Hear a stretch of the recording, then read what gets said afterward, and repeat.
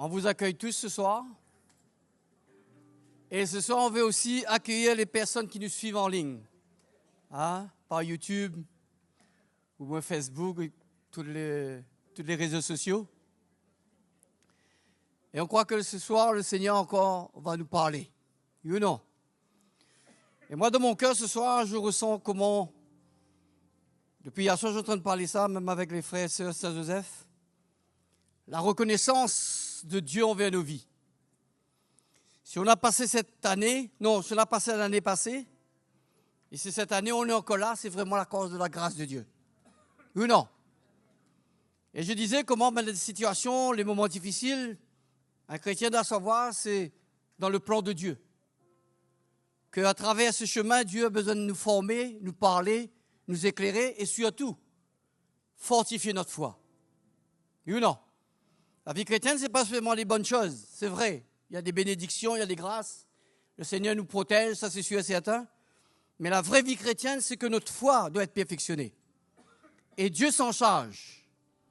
C'est pour ça que je dis aux frères hier soir, s'il y a lieu que le Seigneur nous fait traverser un chemin, il prévoit toujours le moyen de nous en sortir. Dieu est au contrôle de tout ce qui se passe dans nos vies. Donc c'est pour ça ce soir, je veux être reconnaissant. Qui je suis, le salut qu'il m'a donné, il m'a accordé, la grâce qui est venue vers moi.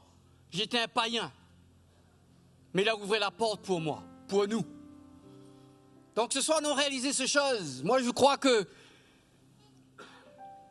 la chose le plus importante dans notre vie chrétienne, c'est d'avoir de la reconnaissance envers Dieu. Ce Dieu plein d'amour, plein de grâce, j'ai dit à une sœur ce matin, il n'est pas venu pour nous détruire. Il est venu pour nous relever. Il est venu pour nous faire du bien. Il est venu pour ce cœur brisé, le cœur blessé. Il est venu pour préparer. Quel Dieu, frère, quel Dieu! C'est pas un petit Dieu, ça, hein? C'est le Dieu qui a créé toutes choses. C'est incroyable, hein? Donc ce soir, si on est là, tournez nos regards vers ce Dieu qui nous a aimés le premier. Et ensuite, il nous a donné un cœur pour l'aimer. Amen. Et ce soir, dans notre cœur, moi, dans mon cœur, depuis, je suis rentré ici, dans l'île, j'étais en dehors de l'île, et bien, j'ai réalisé la grâce du Seigneur, qui je suis, ma reconnaissance envers lui. Et je disais hier soir, depuis l'âge que Dieu m'a interpellé, j'avais 18 ans. Aujourd'hui, j'ai 60 ans. Et toute cette année, j'ai passé des moments difficiles, il y avait des épreuves, mais on a vu la main, la grâce de Dieu envers ma vie, envers nos vies, envers mon foyer, envers mes enfants, ma femme. Et je dis hier soir, je dis Seigneur, quelle grâce, quelle reconnaissance que je dois avoir envers toi. Tu es toujours là pour moi, tu es toujours là pour nous, et tu nous défendras jusqu'au bout. C'est incroyable, hein? Mais notre foi a besoin d'être perfectionnée. Amen. Donc ce soir, à nous le mettre debout. Comme je dis souvent, ce n'est pas d'être entraîné par un chant, mais avoir un cœur reconnaissant envers lui. Le donner gloire avec notre bouche. Il y a des paroles de notre cœur, oui ou non, frères et sœurs? De paroles de reconnaissance, des paroles de louange que Dieu vient chercher. Il ne vient pas chercher des musiciens ou bien des paroles de la musique. Il vient chercher notre cœur reconnaissant. Et si ce soir on veut cela, moi je crois que Dieu va nous bénir ce soir à travers de sa parole. Oui ou non? Dieu va nous encourager ce soir. Ouvrez vos cœurs. Moi, je veux dire ce soir, ce n'est pas les hommes qui nous parlent. C'est le Saint-Esprit à travers les hommes que Dieu a mis à part pour nous parler, pour nous instruire, pour nous emmener dans la vérité. Amen. Donc ce soir, allons lever nos mains avant de faire quoi que ce soit. Allons crier vers lui. S'il y a quelque chose dans mon cœur ce soir, dans votre cœur, s'il y a des choses qu'on a besoin de mettre de l'ordre, mettez de l'ordre, frères et sœurs. Mais ne ratez pas la grâce de Dieu, la bonté de Dieu envers vous. Il est tellement bon. Il est mort pour nous. Il est mort. Il a donné sa vie pour nous. La Bible dit qu'il était sans péché. Et il est venu pour nous racheter, pour faire de nous son peuple, afin que nous puissions marcher avec lui et porter ses vertus dans le monde, là où Dieu va nous envoyer. Donc ce soir, levons nos mains vers lui. Seigneur, nous te remercions pour ta grâce. Quelle grâce que tu nous accordes, Seigneur, chaque jour. Cette année 2025, Seigneur, il y a tellement de choses que tu veux mettre au devant de nous et dans notre cœur. Seigneur, ouvre nos yeux parce que bien souvent on ne voit pas ce qui se passe dans l'esprit. Mais ce soir, nous voulons que ta parole vienne vers nous. À travers ton serviteur, que ta parole soit remplie de grâce et de miséricorde. Que tu le oins ce soir par ton esprit, afin de nous interpeller sur notre route, sur notre marche. Afin que nous puissions te servir, Seigneur, encore plus, de jour en jour, de gloire en gloire, afin que nous puissions t'appartenir. C'est pour cela, dirige nos cœurs ce soir. Seigneur, que nous soyons à l'écoute de ton Saint-Esprit. Que ton nom soit glorifié. À toi seul la gloire. Amen. Allons le glorifier ce soir, frères et sœurs. Alléluia. Je me réjouis dans le nom du Seigneur. Je me confie dans le nom du Seigneur. Je lève les mains dans le nom du Seigneur. Je danse de joie dans le nom du Seigneur. Je célébrerai le nom de celui que mon cœur aime. Oui, je bénirai le nom de mon Sauveur. Je célébrerai le nom de celui que mon cœur aime. Oui, je bénirai le nom du Seigneur. Je me réjouis dans le nom du Seigneur. Je me confie dans le nom du Seigneur. Je lève les mains dans le nom du Seigneur. Je danse de joie dans le nom du Seigneur. Je célébrerai le nom de celui que mon cœur aime. Oui, je bénirai le nom de mon Sauveur. Je célébrerai le nom de celui que mon cœur aime. Oui, je bénirai le nom du Seigneur. Je célébrerai le nom de celui que mon cœur aime. Oui, je bénirai le nom de mon Sauveur.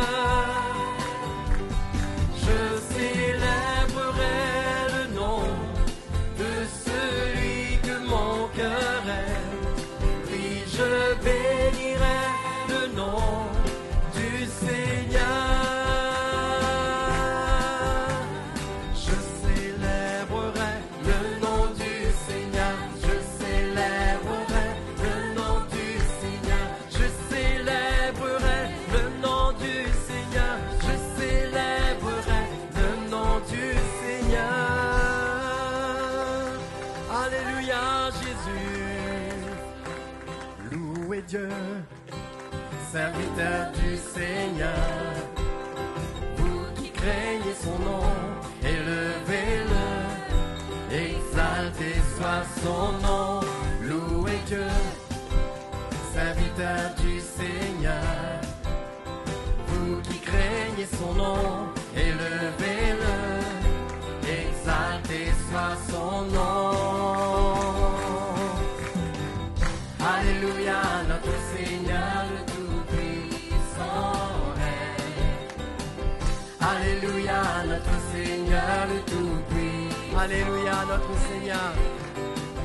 Alléluia, notre Seigneur le Tout-Puissant règne. Alléluia, notre Seigneur le Tout-Puissant. Louez Dieu, louez Dieu, serviteur du Seigneur. Vous qui craignez son nom, élevez-le. Exalté soit son nom. Louez Dieu, serviteur du Seigneur. Vous qui craignez son nom, élevez-le. Exalté soit son nom. Alléluia, notre Seigneur le Tout-Puissant règne.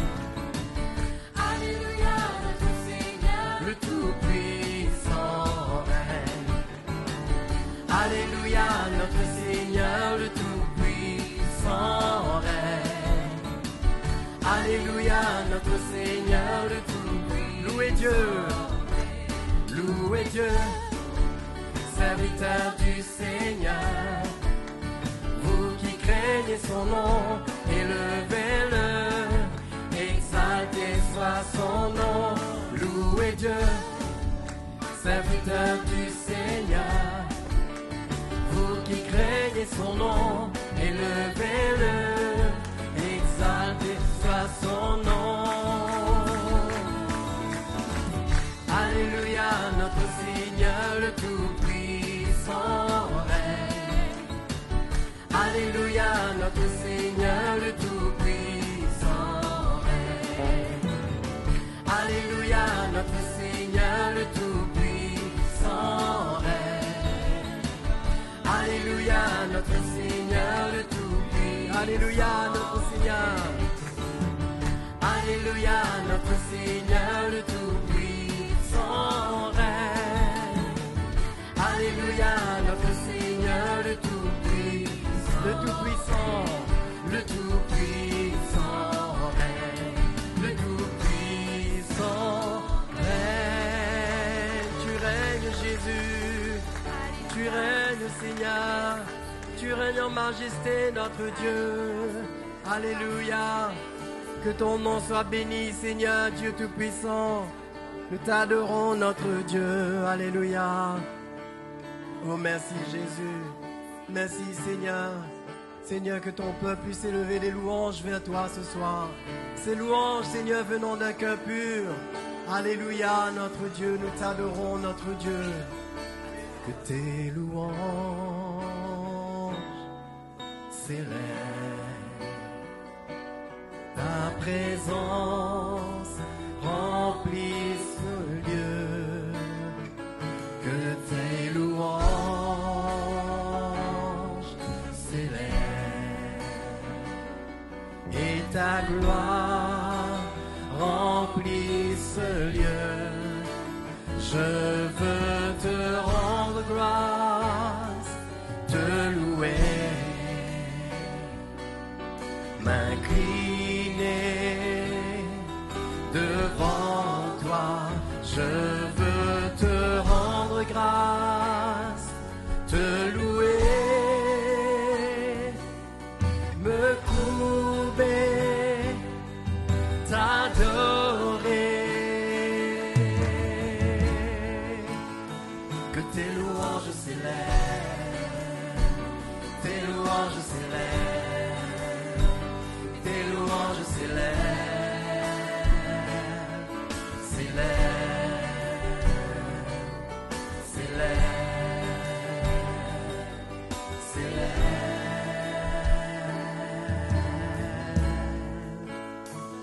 Que tes louanges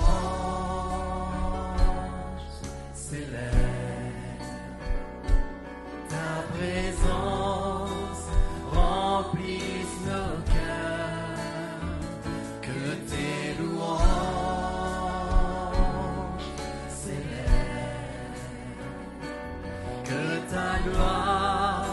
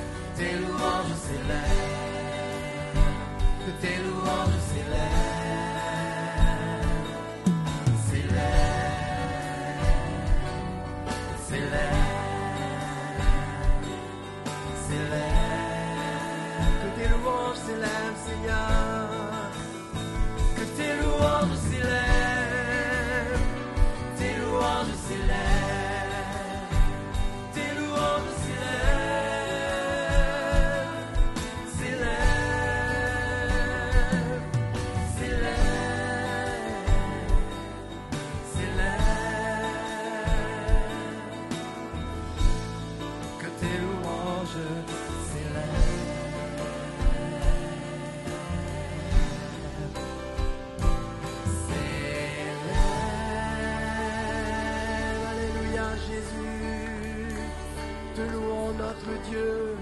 Nous te louons, Seigneur, Dieu Tout-Puissant, que tes louanges s'élèvent vers toi, Seigneur, dans nos cœurs, notre Dieu, que tes louanges s'élèvent en nous, notre Dieu, car tu es notre roi.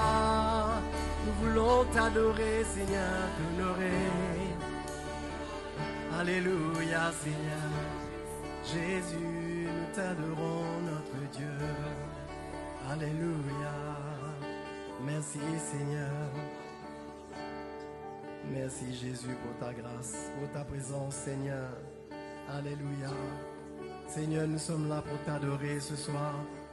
Seigneur, nous voulons que rien puisse nous distraire quand nous sommes dans ta présence. Mais nous voulons vraiment, Seigneur, t'honorer avec un cœur reconnaissant ce soir. Avec un cœur qui regarde à ce que tu es, Seigneur, à ce que tu as déjà fait en nous. Car il y a tellement, Seigneur, que tu veux faire encore dans nos cœurs. Tellement de choses que tu veux, Seigneur, faire encore en nous. Que nous voulons vraiment te laisser la place ce soir, notre Dieu. Alléluia. Merci, Jésus. Malgré toutes circonstances, malgré toutes mes faiblesses, Seigneur, je viens vers toi pour te louer. Les épreuves de la vie que tu as mis sur mes pas, elles me conduisent vers toi pour te chercher. Me voici, Seigneur.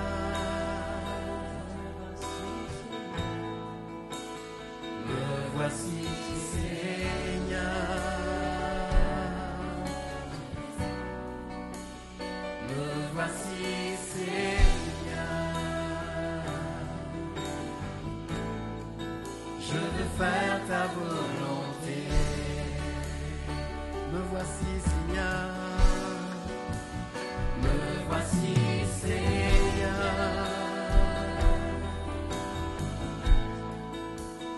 Me voici, Seigneur. Me voici, Seigneur. Je veux faire ta volonté.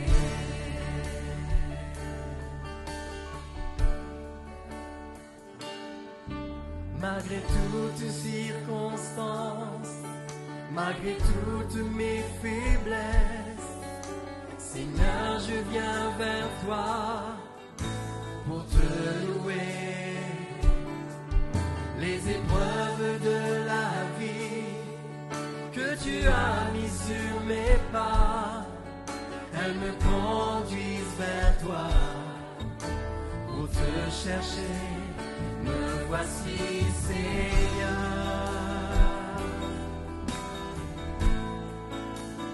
Me voici, Seigneur. Me voici, Seigneur. Je veux faire ta volonté. Me voici, Seigneur Jésus.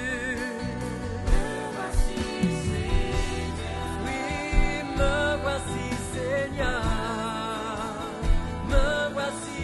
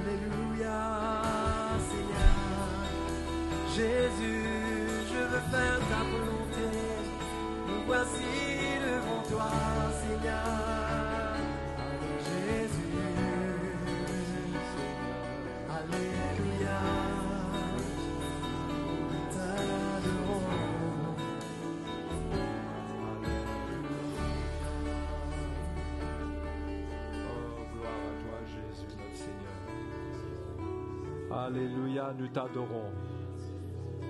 Toi, le Dieu de gloire, nous t'adorons, nous te louons. Quel Dieu merveilleux tu es. Le Dieu parfait. Quel privilège nous avons de te connaître. Et c'est toi qui t'es révélé à nous. C'est toi qui nous as aimés le premier. Et nous voulons te remercier. Merci pour la grâce que tu nous as accordée. Merci, Père Céleste. Merci au nom de Jésus. Alléluia. Amen.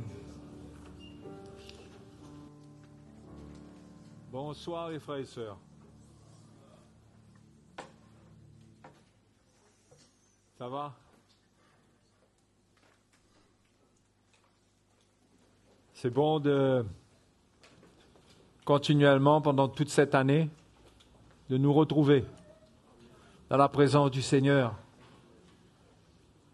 De nous attacher, c'est l'occasion pour nous d'entendre l'Évangile, de venir aussi, d'adorer le Seigneur, de le louer. Et tout cela contribue à notre croissance spirituelle. Au milieu de l'Église, Dieu nous donne tout ce qu'il faut pour qu'on grandisse. Et une chose qui est importante, c'est la révélation de Christ. Connaître notre Seigneur, connaître notre Dieu. Abandonner notre propre manière de connaître Dieu. Puisque la parole de Dieu dit que si on croit connaître, on n'a pas encore connu comme il faut connaître. Parce qu'on ne peut pas connaître Dieu comme ça, par nous-mêmes, juste parce qu'on est converti. On le connaît, on l'a connu, il nous a sauvés. Mais regardez ce que Pierre dit, par exemple, concernant connaître Dieu. 2 Pierre, chapitre 1er, on lit au début. « Simon Pierre, serviteur et apôtre de Jésus-Christ, à ceux qui ont reçu en partage, une foi du même prix que la nôtre, par la justice de notre Dieu et du Sauveur Jésus-Christ. Que la grâce et la paix vous soient multipliées par la connaissance de Dieu et de Jésus, notre Seigneur. » Connaître le Seigneur, le connaître de plus en plus, cela va faire que la grâce et la paix vont se multiplier dans nos vies. Parce que la vraie connaissance de Dieu rassure nos cœurs et nous dévoile un Dieu qui est pour nous, qui n'est pas contre nous, qui est avec nous. Même s'il y a des réalités que nous pouvons vivre, qui sont écrites dans la parole du Seigneur, qui disent que Dieu résiste aux orgueilleux, c'est vrai. Ça ne veut pas dire que Dieu est contre nous, mais je crois que d'une certaine manière, Dieu veut nous apprendre les bonnes manières aussi.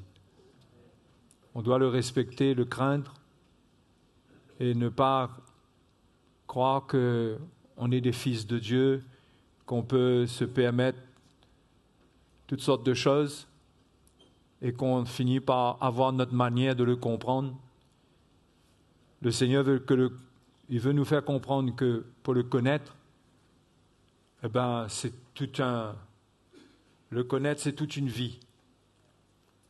Et plus on va le connaître, plus sa grâce se manifestera. Parce que dans sa connaissance, ce qui se manifeste, c'est sa grâce. La vraie connaissance de Dieu permet la manifestation de la grâce de Dieu.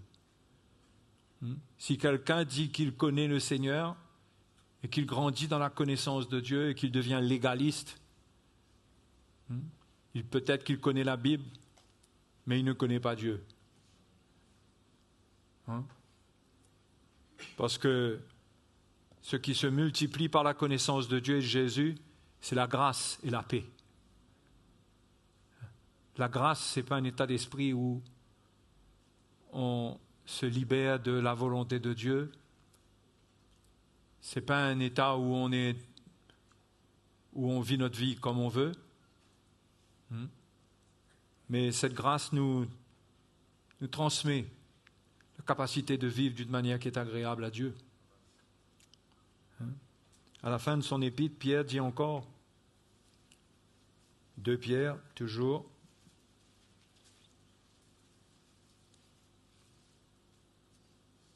au chapitre 3, au verset 18, « Mais croissez dans la grâce et dans la connaissance de notre Seigneur et Sauveur Jésus-Christ. » Croissez dans la grâce et dans la connaissance. Il faut croître dans cette connaissance et dans cette grâce. Hein? C'est là la croissance du chrétien. Il gagne en grâce. Au fait, Jésus, la Bible nous dit que les premiers chapitres de Luc nous parlent de Jésus qui croissait en stature et en sagesse et en grâce. Donc, c'est normal que nous ayons nous-mêmes, nous aussi, les mêmes progrès. Non? Nous ne pouvons pas avoir une autre croissance. Et donc, il s'agit pour nous de connaître le Seigneur. Ce n'est pas connaître à propos du Seigneur. C'est connaître le Seigneur lui-même. Le connaître. Ce n'est pas simplement connaître ses voies. C'est le connaître. Nous sommes dans une alliance où on peut le connaître, avoir une relation avec lui et le connaître. Et la connaissance qu'on puise de lui, ce n'est pas des choses intellectuelles qu'on peut apprendre comme dans une école. C'est une révélation, c'est une lumière qui nous révèle qui il est pour nous. Ce n'est pas juste apprendre à connaître comment faire, quoi faire, mais c'est le connaître lui. Hein? C'est pourquoi tout ce qui est transmis, c'est pour qu'on s'approche de lui, c'est pour qu'on vive une relation avec lui. Et c'est ça que le Seigneur, il veut pour nous. Le peuple d'Israël a connu la loi de Dieu, les voies de Dieu sous l'ancienne alliance, mais ils n'ont pas réellement connu Dieu. Dieu lui-même leur était caché. Ils connaissaient Dieu au travers de ses œuvres. Dieu faisait des miracles, faisait des choses extraordinaires, mais ils ne le connaissaient pas personnellement. Nous, aujourd'hui, nous sommes sous une autre alliance qui nous permet, maintenant que le voile a été déchiré, nous pouvons nous approcher de lui pour le connaître, pour découvrir qui il est dans notre cœur, avoir une révélation de ce qu'il est. Si on n'a pas ça, on sera dans de grands combats. Et la foi, ce n'est pas simplement la foi dans ce que le Seigneur veut faire, c'est la foi en lui. Alors qu'on le connaît, on aura foi en lui. Ce n'est pas suffisant de connaître qu'est-ce que le Seigneur a fait. Les Juifs mentionnaient ce que Dieu avait fait pour eux. Ils se basaient sur les œuvres de Dieu.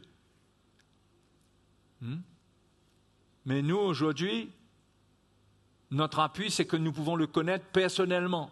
C'est totalement différent. C'est pourquoi l'apôtre Pierre dit qu'on est appelés tous, alors qu'on a été appelés au salut, les païens, à annoncer les vertus de Dieu. À les annoncer. C'est pourquoi ce soir, je vais vous annoncer encore les vertus de Dieu. En n'oubliant pas que Jésus a payé le prix pour nous donner accès à ce trésor, qui est de comprendre la perfection de Dieu, et que cette perfection de Dieu, elle est en notre faveur. Dieu est disposé par les vertus qu'il a, c'est-à-dire toutes les formes de caractère qu'il a, qui sont parfaites. La dernière fois, nous avons vu que Dieu est juste, c'est une vertu de Dieu. Et qu'à cause de cette vertu, notre salut est établi sur un solide fondement. Et la justice de Dieu nous a sauvés, nous sommes devenus justes.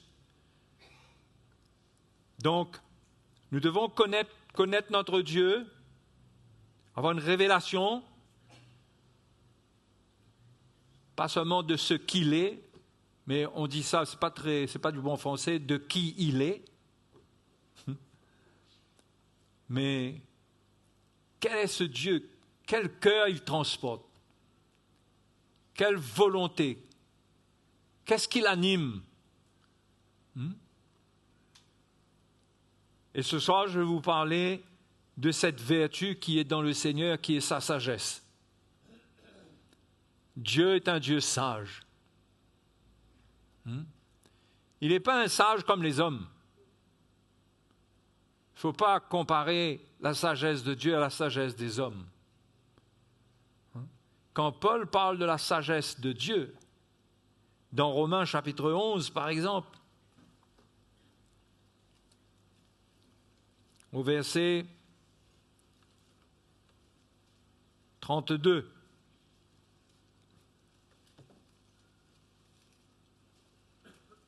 Paul dit, « Car Dieu a renfermé tous les hommes dans la désobéissance pour faire miséricorde à tous. Ô profondeur de la richesse, de la sagesse et de la science de Dieu, que ses jugements sont insondables et ses voies incompréhensibles. Car qui a connu la pensée du Seigneur ou qui a été son conseiller? Qui lui a donné le premier pour qu'il ait à recevoir en retour? C'est de lui, par lui et pour lui que sont toutes choses. À lui la gloire dans tous les siècles. Amen. » On ne peut pas sonder la sagesse de Dieu. On ne peut pas. Ses jugements sont insondables, ses voies sont incompréhensibles. Paul dit qu'il a enfermé tous les hommes dans la désobéissance pour faire miséricorde à tous. Il montre que Dieu, c'est Dieu qui trace l'histoire de l'humanité. C'est Dieu. Ce n'est pas le diable qui décide, ce ne sont pas les hommes qui décident, c'est Dieu. Cela ne veut pas dire que Dieu est l'auteur du mal qu'il y a sur cette terre, mais à cause de la présence du mal, c'est là qu'on voit la grande sagesse de Dieu. C'est de faire un plan parfait, un plan qui fonctionne en présence du malin. Alléluia. Pas quelque chose qui va rencontrer un ennemi et dont on va se demander qu'est-ce qui va se passer. C'est un plan parfait qui inclut même l'action du mal dans le monde. Il a renfermé tous les hommes dans la désobéissance. C'est lui qui juge tous les hommes. C'est lui qui décide. C'est lui qui conduit les hommes au salut. Il veut que tous les hommes soient sauvés, mais c'est le Dieu juste.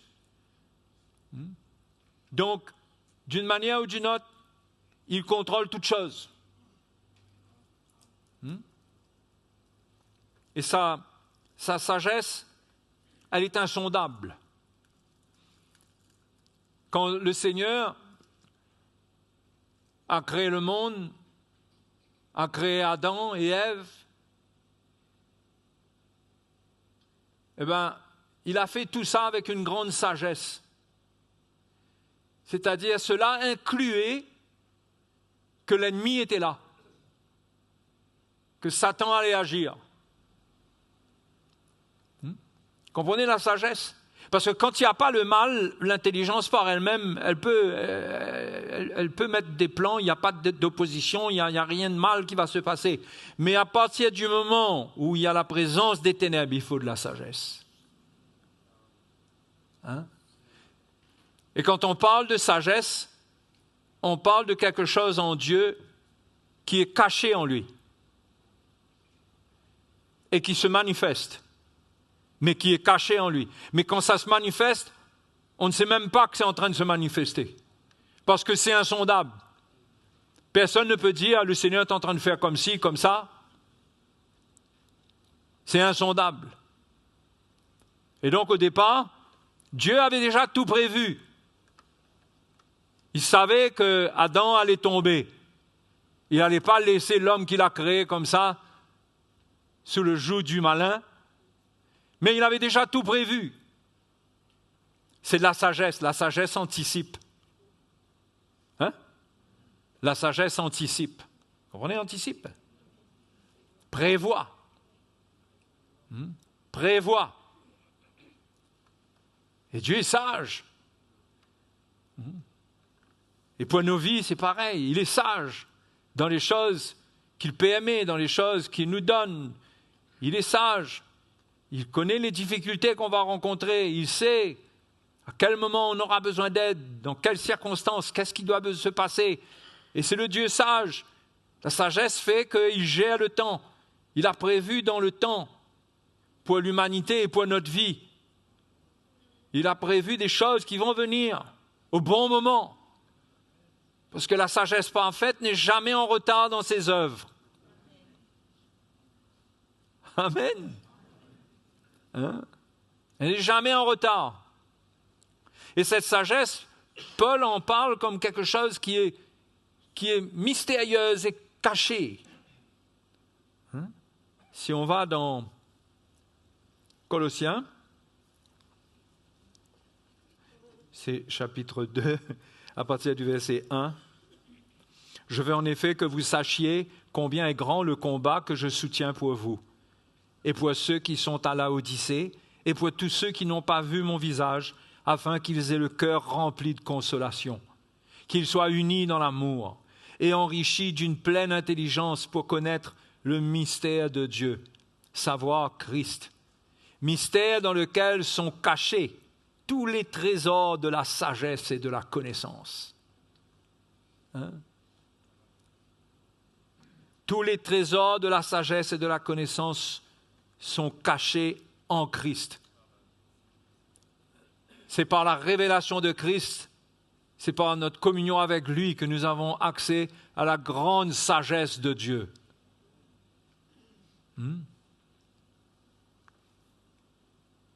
C'est un mystère, mais qui se révèle en Christ. Il y a des trésors dedans. Quand Dieu est sage, il a des trésors à partager avec nous de sa sagesse.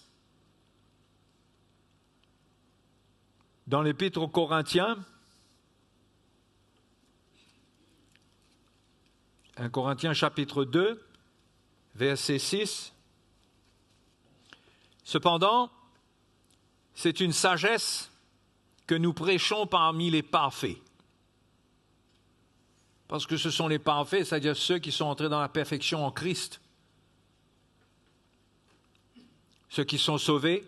Sagesse qui n'est pas de ce siècle, ni des chefs de ce siècle qui vont être réduits à l'impuissance. Nous prêchons la sagesse de Dieu, mystérieuse et cachée,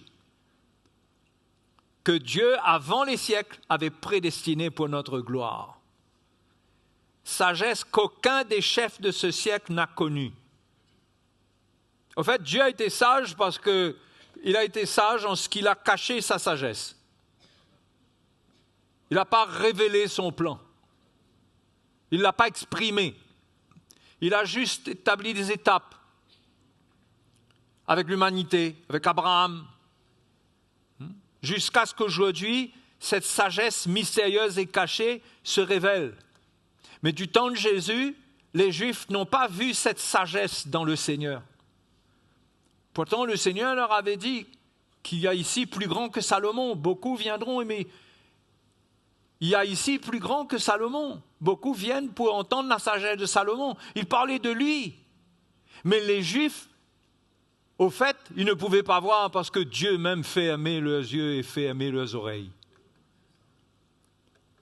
Et on voit que si Dieu lui-même n'ouvre pas les yeux de quelqu'un, il ne peut pas accéder à la sagesse de Dieu. Et les Juifs de l'époque, les Romains, tous les chefs de ce siècle-là, s'ils avaient connu la sagesse de Dieu, ils n'auraient pas crucifié le Seigneur de gloire. Hein?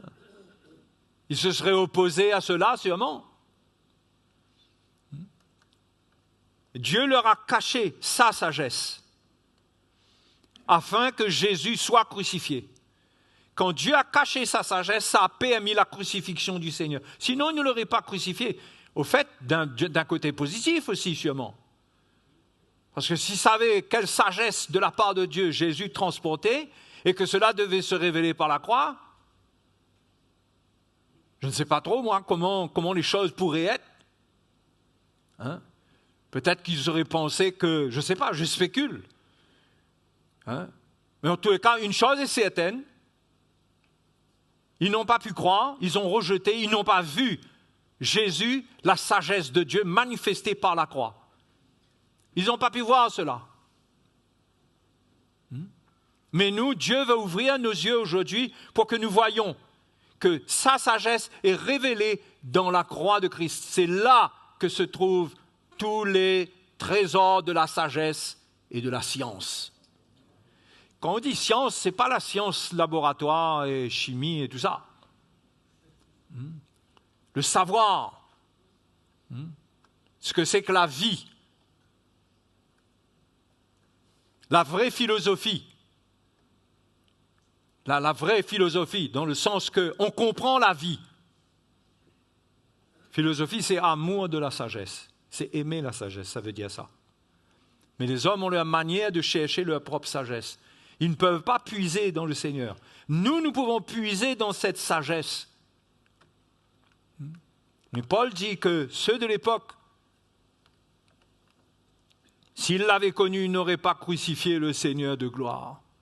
Il y avait une telle sagesse mystérieuse et cachée dedans. Je ne sais pas si c'est pour une bonne raison, une mauvaise raison, mais ils n'auraient pas crucifié le Seigneur de gloire.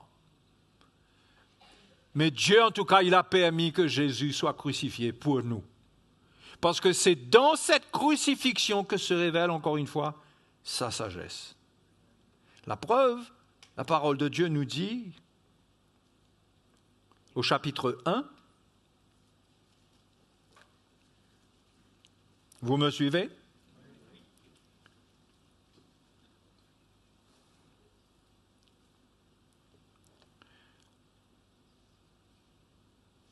Le verset 28, et Dieu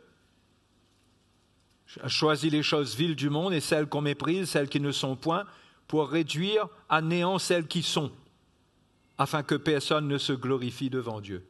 Or, c'est par lui que vous êtes en Jésus-Christ, qui par la volonté de Dieu a été fait pour nous, premièrement, sagesse, justice, sanctification et rédemption, afin, comme il est écrit, que celui qui se glorifie dans le Seigneur. Donc on voit que Jésus a été fait pour nous sagesse. Si nous voulons comprendre comment vivre, c'est la croix de Jésus qui doit nous enseigner cela, qui doit nous montrer. Et en nous identifiant à cette croix, en prenant notre croix, en nous identifiant à cette croix, nous allons suivre les traces du Seigneur et nous allons nous aussi goûter à la sagesse de Dieu.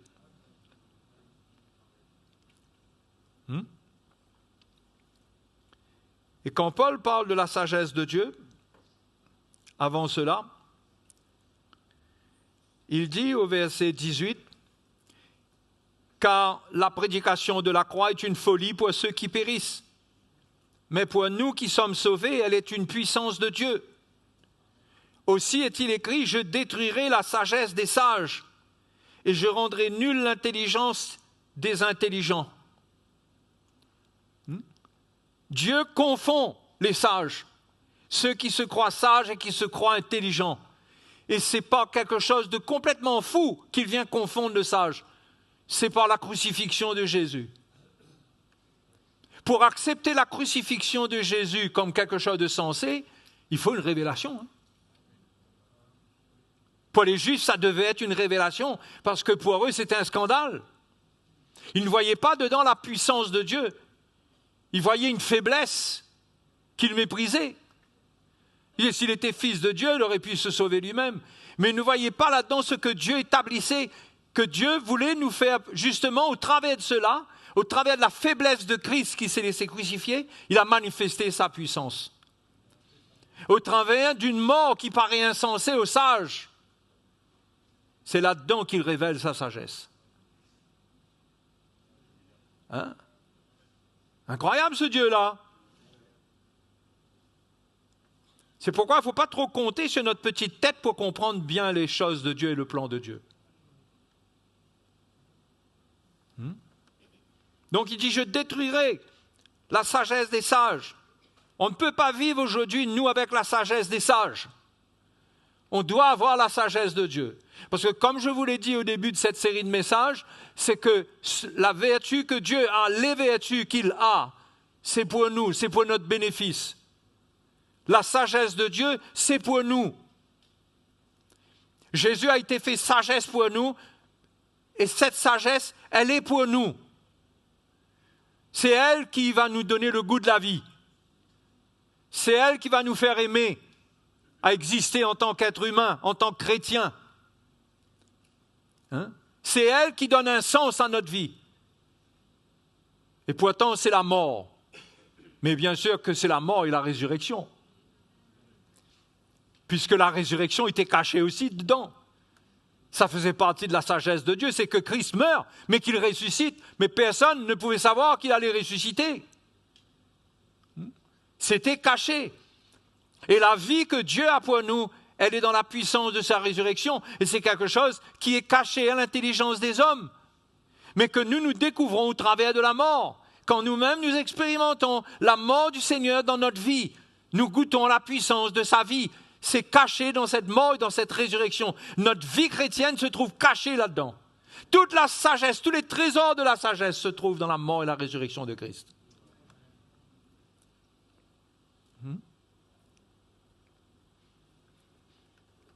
Donc nous devons comprendre que le Dieu sage nous a appelés à lui pour nous communiquer sa sagesse. Il a caché cela. Pendant des siècles, il a caché cela. Il a révélé des petits bouts, il a fait connaître son nom au fur et à mesure. Au fur et à mesure, il a fait connaître son nom aux premiers hommes. Au départ, c'était Elohim, le Dieu qui a la puissance de créer toutes choses. Après, c'était Yahvé, il y a eu plein de noms qui sont venus. Et il y a eu les révélations de son nom qu'il a donné à Abraham aussi. El Shaddai. Eh bien, le Seigneur, aujourd'hui, par Jésus-Christ, il révèle pleinement qui il est. Il n'a pas voulu laisser cette sagesse cachée. Il l'a révélée par Jésus-Christ. C'est pourquoi Jésus est venu, il a dit, j'ai fait connaître ton nom aux hommes. Dans Jean chapitre 17.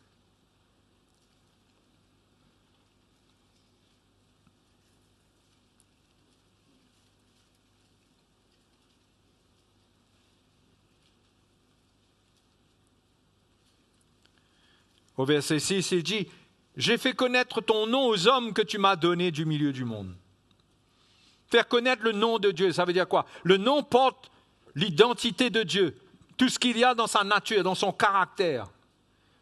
Et le nouveau nom, le nom réellement qui est une révélation pour nous, c'est que notre Dieu est notre Père.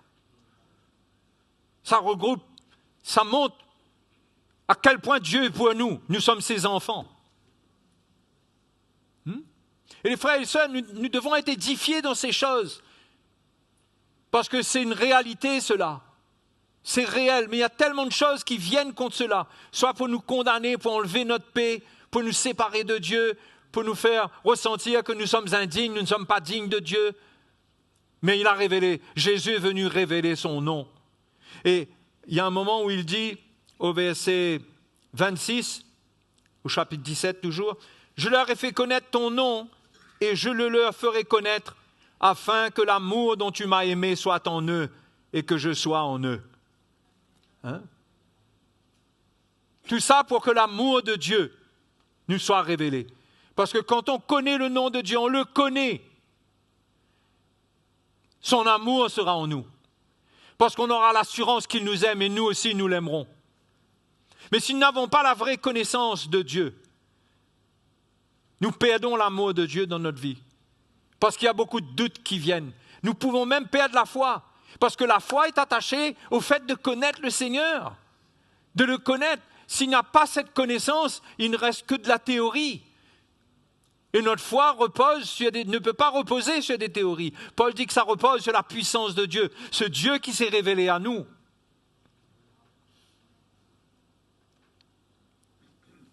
Et je le leur ferai connaître afin que l'amour dont tu m'as aimé soit en eux. Parce que quand ils vont connaître ton nom, Père Céleste, ton amour va être en eux. Ils vont connaître comment tu les aimes. Ils vont comprendre pourquoi je t'aime, pourquoi tu m'aimes. Et eux aussi, ils vont être un dans cet amour. Parce que c'est impossible de résister à cela. Hein? Celui qui connaît Dieu vraiment, il va goûter à l'amour de Dieu. Parce que Dieu est amour, on l'a lu. Dans 1 Jean chapitre 4, verset 7. Dieu est amour, Dieu est lumière, Dieu est amour. S'il se révèle comme étant le Dieu qui est amour. C'est pour ses enfants. 1 Corinthiens chapitre 2. OK?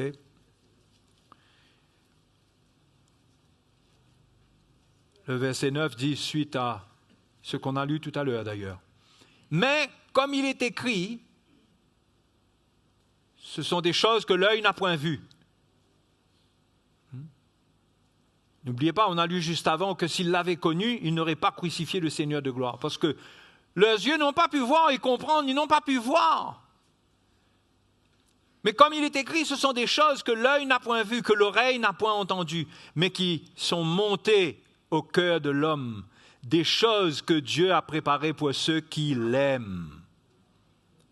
Ceux qui aiment sincèrement le Seigneur, Dieu leur révèle ce qui est caché. Dieu nous les a révélés par l'Esprit, car l'Esprit sonde tout, même les profondeurs de Dieu. Vous voyez le plan qu'il y a quand Dieu nous donne son Esprit? C'est que par l'Esprit, nous puissions sonder les vertus de Dieu, le connaître. Connaître sa pensée, connaître son cœur, connaître son caractère, vivre une communion avec lui. Et quand on vit cela, notre vie va s'aligner avec ce qu'il est. Puisque Paul dit dans sa deuxième épître aux Corinthiens au chapitre 3, il dit qu'en le contemplant, nous sommes transformés de gloire en gloire à la ressemblance de Jésus. À sa ressemblance. Lorsque nous contemplons sa gloire. Donc l'accès que nous avons quand dans notre cœur, nous comprenons le rôle du Saint-Esprit, nous prions par le Saint-Esprit, nous cherchons le Seigneur par l'Esprit, nous allons découvrir les trésors de sa connaissance, les trésors de sa sagesse. Et c'est là que nous allons mieux vivre. C'est là que nous allons faire moins de bêtises, parce que la sagesse, ça empêche de faire des bêtises, non?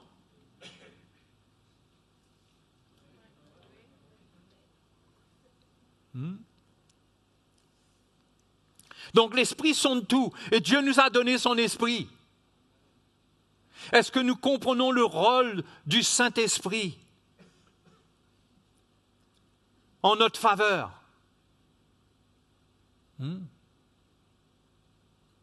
Est-ce que nous mettons en pratique ce que nous apprenons concernant ce sujet? Est-ce que nous prions par l'Esprit?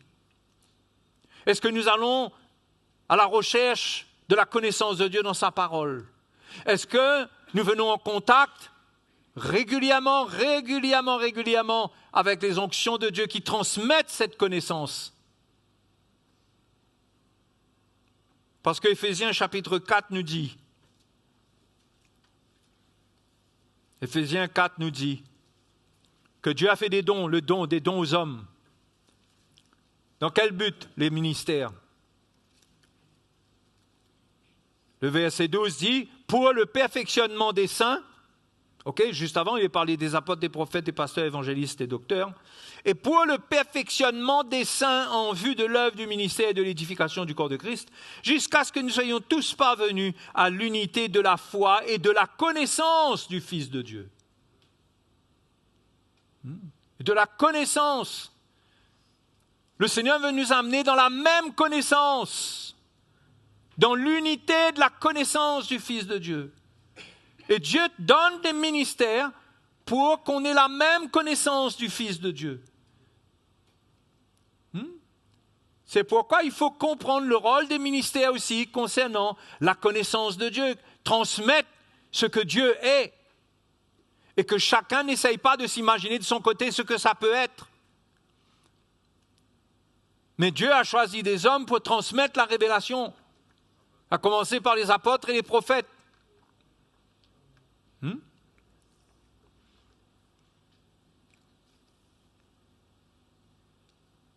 Amen. La sagesse de Dieu, elle est pour nous. Jacques, chapitre 1.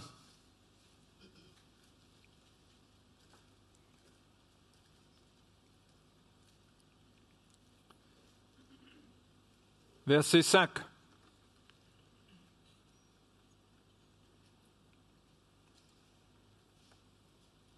Si quelqu'un d'entre vous manque de sagesse, qu'il la demande à Dieu, qui donne à tous, comment?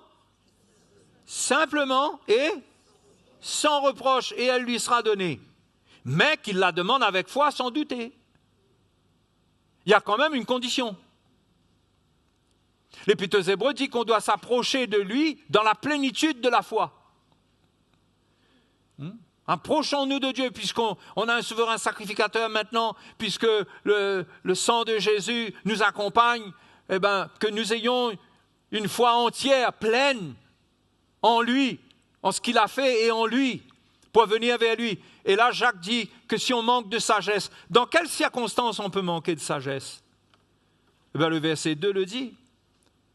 Mes frères, regardez comme un sujet de joie complète les diverses épreuves auxquelles vous pouvez être exposés, sachant que l'épreuve de votre foi produit la patience. Mais il faut que la patience accomplisse parfaitement son œuvre, afin que vous soyez parfaits et accomplis sans faillir en rien. Et c'est là qu'il dit, si quelqu'un d'entre vous manque de sagesse, qu'il la demande à Dieu.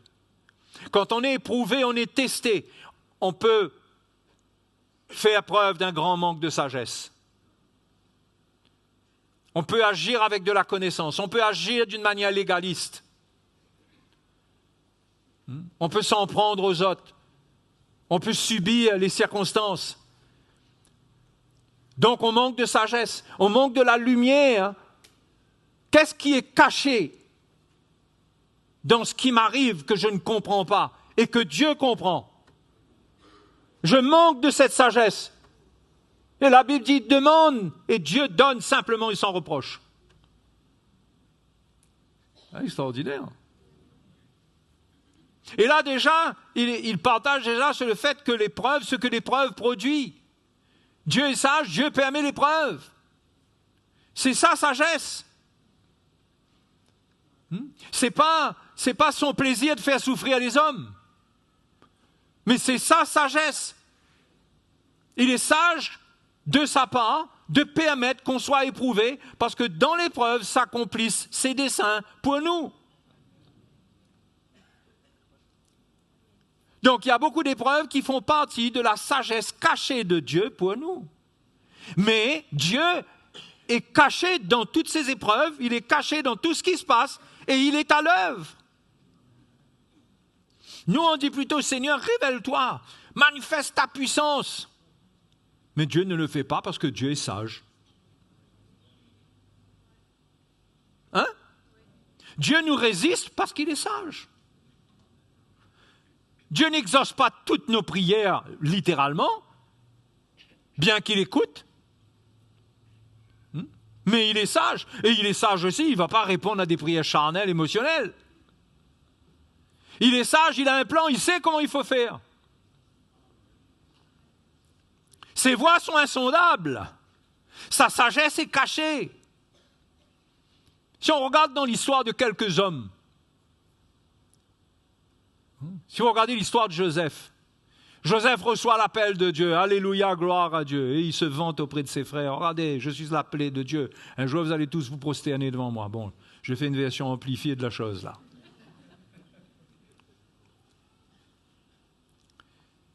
Mais finalement, il fait tout ça, et tout ça, ça amène qu'ils vont le persécuter, qu'ils vont vouloir le tuer, et qu'ils vont finalement le vendre pour l'envoyer pour qu'il aille en Égypte. Dieu avait un rendez-vous avec Joseph en Égypte. ne savait pas, lui aussi, s'il avait su. Il n'aurait pas...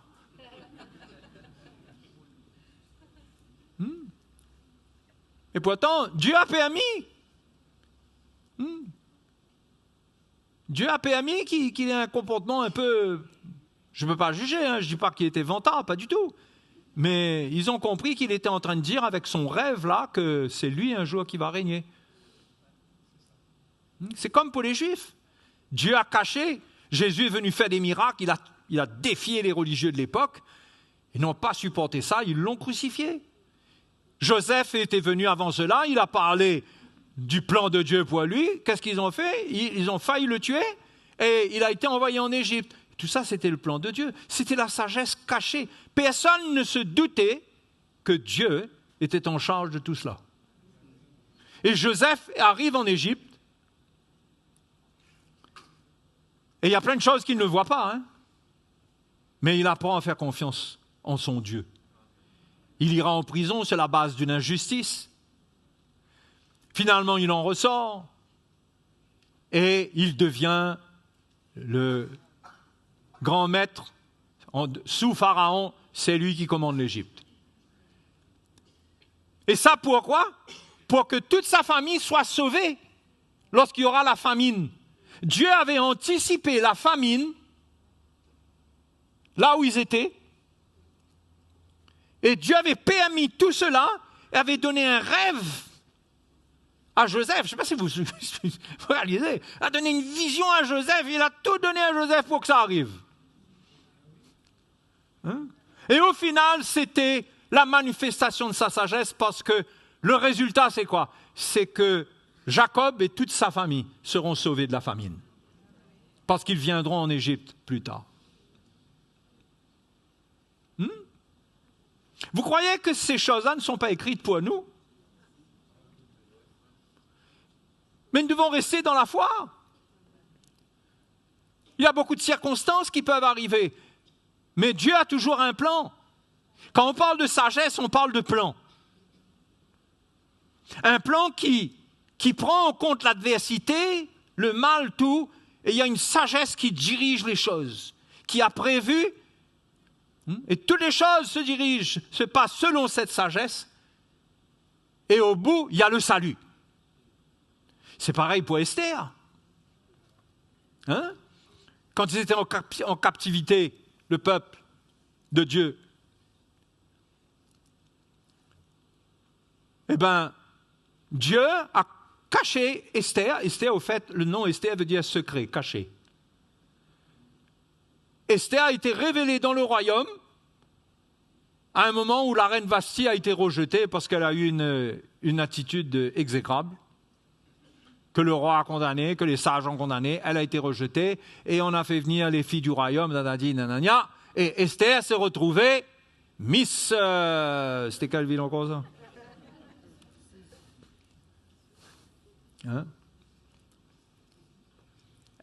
Elle est devenue reine.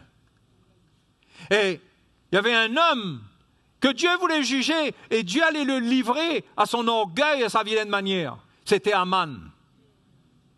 Il voulait lui faire tuer Mardoché, l'oncle de Esther. Mais il ne savait pas qu'il y avait un lien entre Mardoché et Esther. S'il avait su, il n'aurait pas agi comme ça.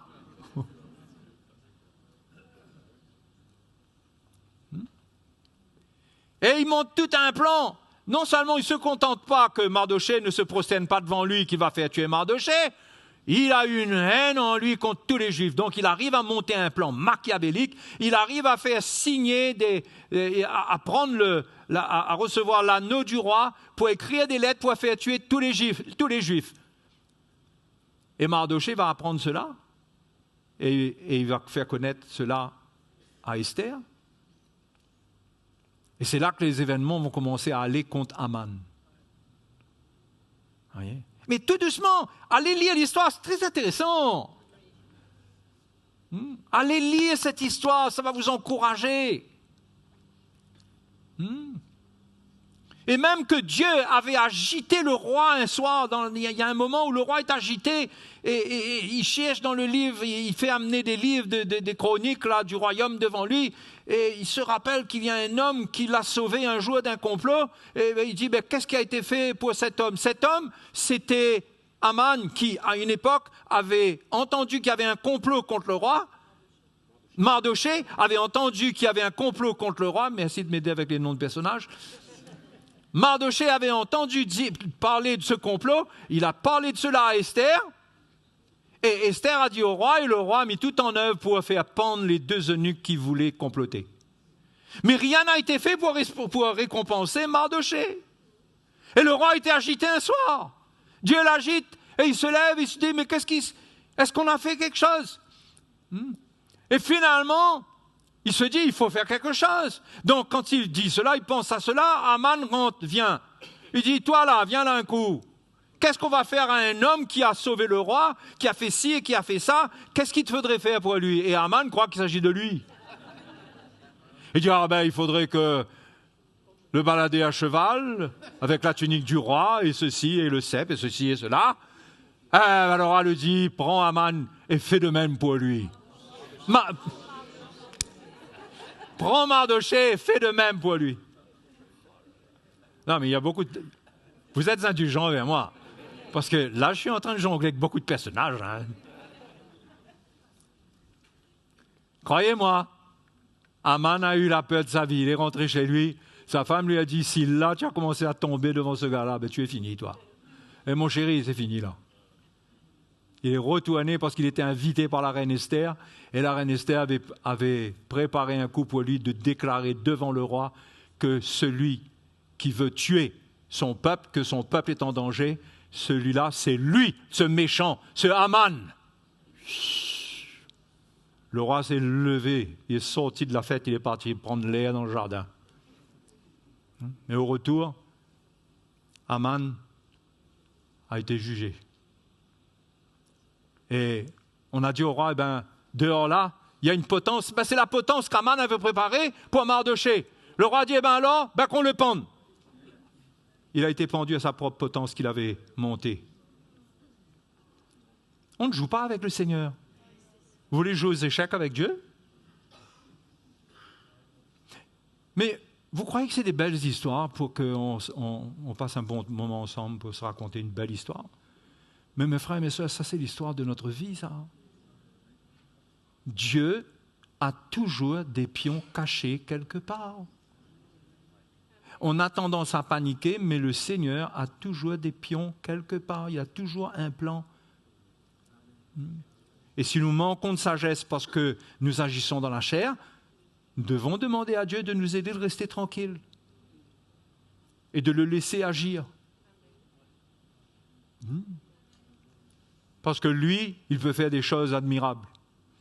La Bible dit ses œuvres sont parfaites, ses œuvres sont admirables. Et au final, bien que dans l'histoire, le sort des Juifs était scellé par l'anneau du roi, parce que quand un décret était émis avec cet anneau, c'était irrévocable. On ne pouvait pas revenir dessus. Eh bien, le même anneau a été utilisé par les Juifs, le roi leur a donné l'autorisation de se défendre. Et la Bible dit qu'il y a eu une telle crainte des Juifs que beaucoup se fiaient Juifs. Beaucoup se fiaient Juifs à cette époque-là, tellement ils avaient peur des Juifs. Il y a eu donc une revanche de la part de Dieu. Et tout cela s'était caché. Mes frères et mes sœurs, Dieu cache les choses. Dieu ne nous révèle pas les choses. Dieu ne va pas te dire qui va te sortir de tel problème demain matin. Peut-être le problème, souvent on cherche une solution au problème alors que la solution c'est le problème lui-même. Il y a de la sagesse dans ce que je viens de dire là. On cherche une solution au problème, mais le problème là c'est quand ça t'arrive, là, ça va déclencher les choses. Et le Seigneur va pouvoir te bénir, ouvrir les portes pour toi davantage. Vous savez, quand on cherche à contrôler notre vie dans l'incrédulité, on fait beaucoup de bêtises, on manque de sagesse et on n'arrive pas à entrer par le chemin étroit qui nous mène à ce que Dieu a pour nous. Vous comprenez? Donc, ce n'est pas automatique. Ce n'est pas automatique qu'on soit béni, que Dieu va faire des choses. Mais il y a la solution, oui. Il y a la solution. Pour toutes nos épreuves, il y a des moyens. Il faut le chercher, venir vers ce Dieu-là et que sa sagesse nous rassure. Peut-être qu'il ne nous donnera pas, il ne nous dira pas tout le plan qu'il y a dedans, certainement pas. Mais en contact avec cette nature sage, on va être rassuré dans notre cœur. La paix de Dieu qui surpasse toute intelligence gardera nos cœurs. On va être rassuré et on va savoir que les choses sont comme ça. Je ne comprends pas trop le pourquoi, le comment, mais je sais dans mon cœur que Dieu est en contrôle. Et il faut s'édifier pour atteindre cette paix parce qu'on est en contact avec la sagesse de Dieu. Et on ne comprend pas, mais c'est juste qu'il nous fait ressentir qu'il prend soin. Déchargez-vous de lui, sur lui, de tous vos soucis, car lui-même prend soin de vous. Amen. Et vous savez, les frères et sœurs, si on vit loin de Dieu, on n'a pas un cœur qui cherche le Seigneur. Ce n'est pas simplement prier, ça, mais avoir une vie où nos pensées, où notre cœur, on médite les choses de Dieu, on transporte la parole de Dieu dans notre cœur, on écoute les messages, on lit la parole de Dieu, on prie, oui. Et avec ça, on a aussi une communion avec le Seigneur. Nos yeux peuvent rester tournés vers le Seigneur. Moi, je vous dis, c'est enrichissant. C'est enrichissant. Et le Seigneur veut nous enrichir. Qui doute? Le Seigneur veut nous enrichir. Pas matériellement, Enfin, peut-être certains. Mais de toutes sortes de bénédictions spirituelles. Il prend soin de nous. Et il est sage, il ne révèle pas. Il cache les choses. Dieu est sage. Dieu est sage. Si Dieu m'avait révélé ce qui allait m'arriver dans ma vie en répondant à son appel, je crois que j'aurais fui. Depuis le départ même, j'aurais dit comme Moïse, Seigneur, mais ma bouche, mon ceci, mon cela. Mais Dieu est sage. Dieu te fait ressentir certaines choses, tu l'aimes, tu acceptes, mais il ne te dira jamais tout ce qu'il y a dans un plan. Mais il faut être prêt. Mais il y a la sagesse de Dieu parce que Dieu a anticipé toutes choses pour notre vie. C'est à nous de ne pas détruire, de faire un gâchis avec le plan de Dieu en détruisant des choses, par exemple en divorçant, en rejetant nos enfants, en rejetant nos parents pour les jeunes, en agissant d'une manière rebelle. Mais on doit rester dans les voies de Dieu, dans le plan de Dieu. Et Dieu prend soin. Alléluia. C'est une vertu que nous devons connaître pour annoncer. À Dieu le seul sage. Jude dit ça. Il y a un chant d'ailleurs que nous chantons qui dit ça. Dieu le seul sage. Le seul qui conduit toutes choses, qui est souverain. Heureusement qu'il est souverain, parce que qui va pouvoir faire quoi que ce soit? Il aime ses enfants, il prend soin de nous. On est des millions et des millions sur cette terre. Et il prend soin de tous ses enfants et il conduit toutes choses. Et toutes choses concourent au bien de ceux qui aiment Dieu, qui sont appelés selon son dessein. Pourquoi? Parce que Dieu, dans sa sagesse, anticipe toutes choses. Toutes choses. Alléluia. OK.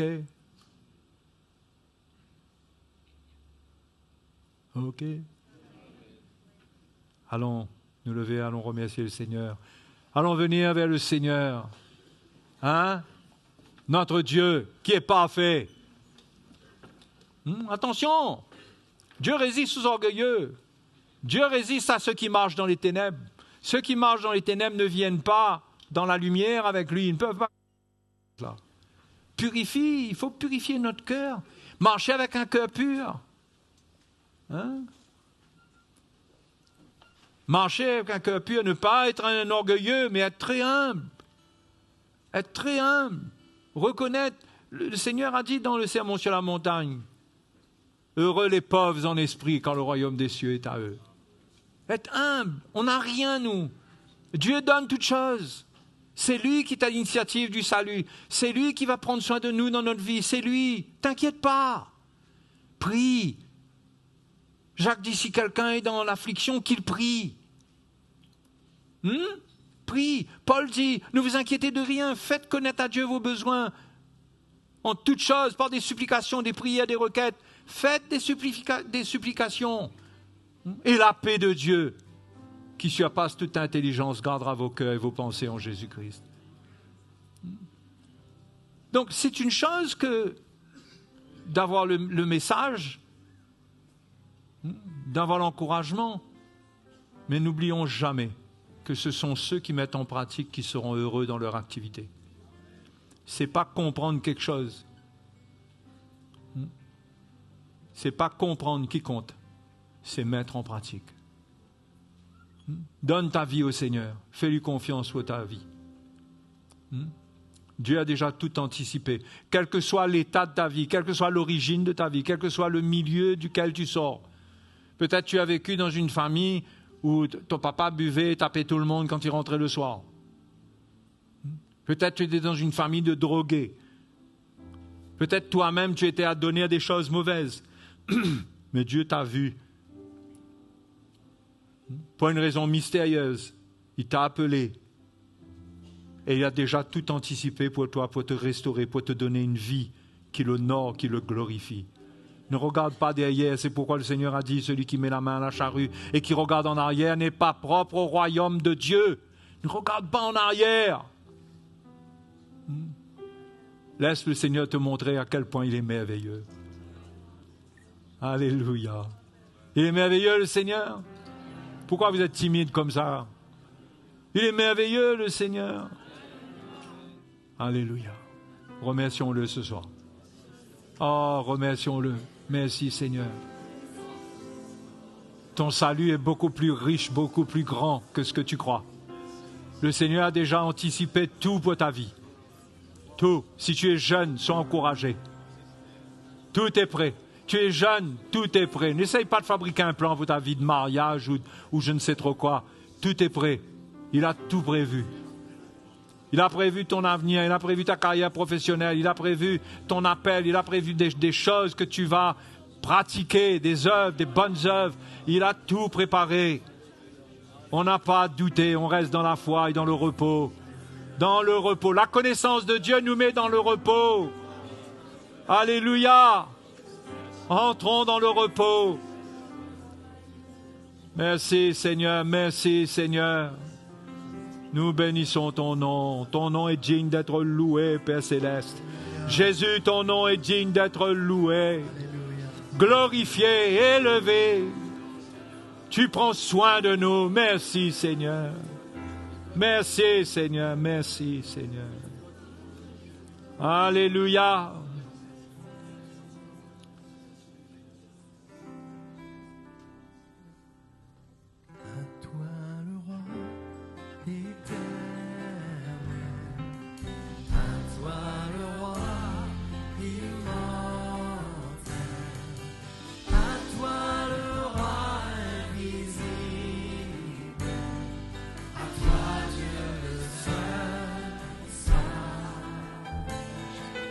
Toi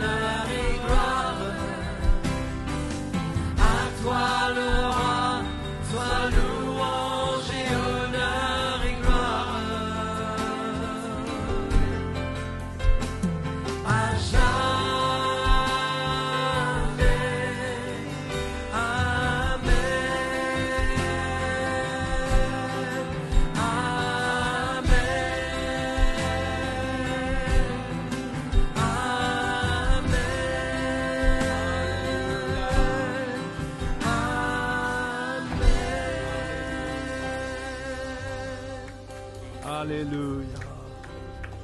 Alléluia. À toi la gloire, à toi l'honneur. Quand nous parlons comme ça à Dieu, c'est que nous reconnaissons sa souveraineté. C'est que c'est lui qui fait toutes choses d'une manière glorieuse. C'est pas notre plan, c'est pas ce que nous voulons. C'est pourquoi soumettons-nous à la volonté de Dieu. La sagesse de Dieu s'exprime dans une volonté, sa volonté. Qu'est-ce qu'il veut? Il n'y a pas meilleur que ce qu'il veut. Et ce qu'il veut, il peut l'accomplir.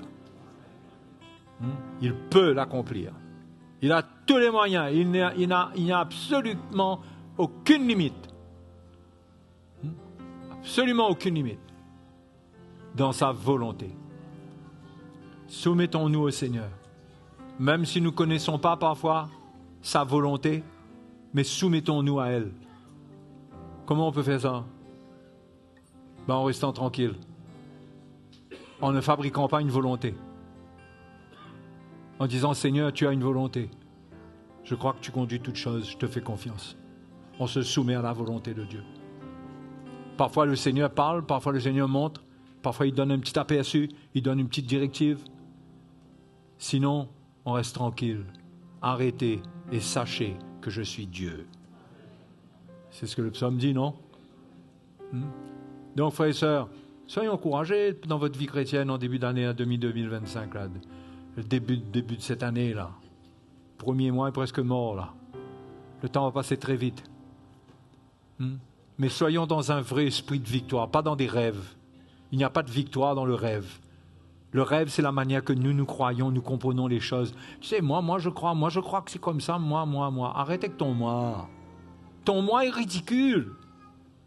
Il faut connaître le Seigneur. Qu'est-ce que le Seigneur pense? C'est quoi sa parole? C'est quoi sa pensée? C'est quoi sa sagesse? Je ne suis pas en colère, là? OK? Eh bien, si jamais vous avez besoin de nous à la fin de cette réunion, vous pouvez venir nous voir. On pourra prier avec vous. Si vous êtes, je ne sais pas si peut-être vous êtes nouveau, ou même si vous ne connaissez pas Jésus, si vous ne connaissez pas le Dieu sage, n'augmentez pas votre souffrance. Vous savez, ignorer la sagesse de Dieu, c'est augmenter sa souffrance inutilement. Connaître la sagesse de Dieu, c'est prendre juste la mesure qu'il faut pour le travail de Dieu dans notre vie. Donc, je vous laisse aller avec ces paroles. Et puis un petit coucou, un petit salut spécial à nos amis, nos frères et sœurs, internautes qui nous suivent, qui écoutent CTMA et qui écoutent régulièrement le frère Mickey. Je veux vous encourager tous à écouter les messages du frère Mickey sur la saine doctrine. C'est tellement précieux. Mais on veut vous saluer, vous qui nous suivez aussi. On espère que vous êtes encouragés. Que le Seigneur vous bénisse tous. Et bonne soirée à vous tous les frères et sœurs.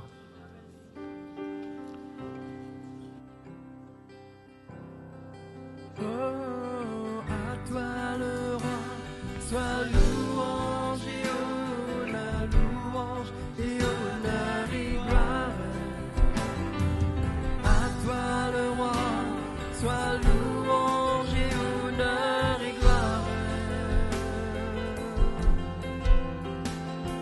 jamais.